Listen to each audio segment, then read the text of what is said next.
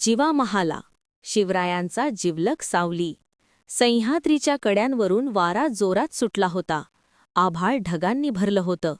प्रतापगडाच्या सभोवती तणावाचं सावट होतं, कारण समोर होता आदिलशाहीचा बलाढ्य सरदार अफजल खान आणि त्याच्या भेटीस जाणार होते छत्रपती शिवाजी महाराज.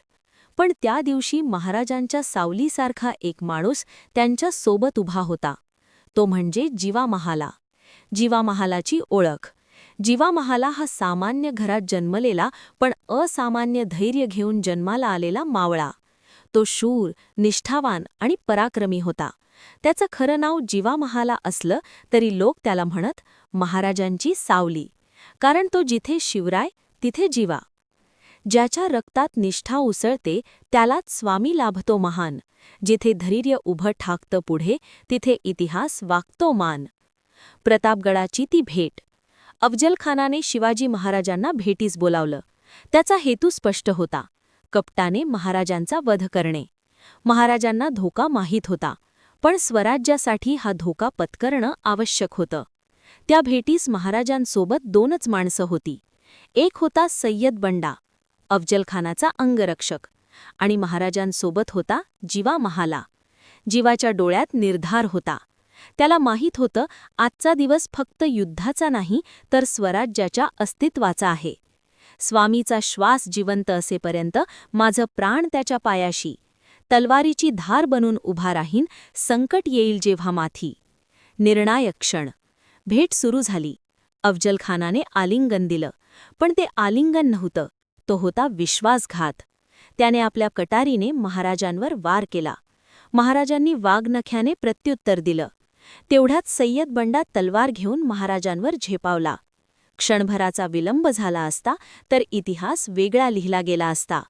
पण जिवा महाला विजेसारखा पुढे सरसावला. त्याने आपल्या तलवारीने सय्यद बंडाचा हात छाटला.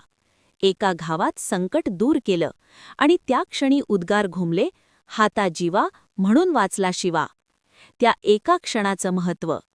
त्या एका वाराने फक्त महाराजांचा जीव वाचला नाही तर स्वराज्याचं भविष्यकाळ वाचला.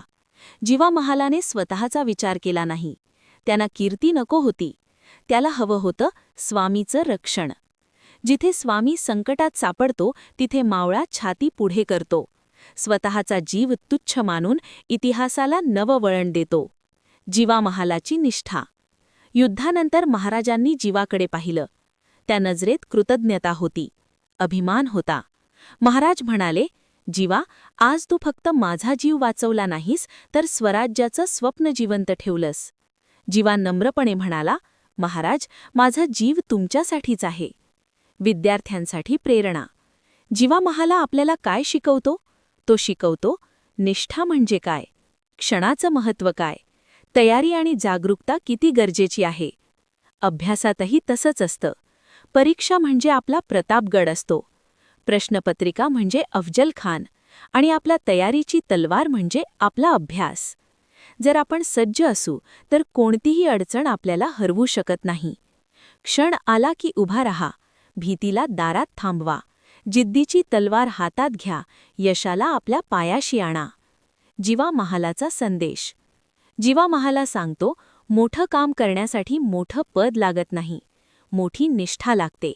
तो राजा नव्हता, तो सरदार नव्हता, पण इतिहासात त्याचं नाव सुवर्णाक्षरांनी लिहिलं गेलं. कारण जो दुसऱ्यासाठी जगतो त्याचं आयुष्य अमर होतं. जो कर्तव्याला प्राण मानतो त्याचं नाव इतिहासात कोरलं जातं. शेवटचा विचार. आज आपण तलवार हातात घेत नाही, पण आपल्या हातात पेन आहे. आपल्यासमोर ध्येय आहे. आपण जर जिवा महालासारखी जागरूकता, निष्ठा आणि तत्परता ठेवली तर आपल्या आयुष्यातील प्रत्येक संकट आपण हरवू शकतो. जिद्द ठेवा जिवासारखी, धैर्य ठेवा सह्याद्रीसारखं, स्वप्न ठेवा शिवरायांसारखं आणि परिश्रम करा अखंड अखंड. ही कथा फक्त एका मावळ्याची नाही. ही कथा आहे त्या क्षणाची ज्याने स्वराज्य वाचवलं. चला, आपणही आपल्या आयुष्यात असा एक क्षण निर्माण करूया जिथे लोक म्हणतील, हातात तू म्हणून जिंकला तू. जय भवानी, जय शिवाजी.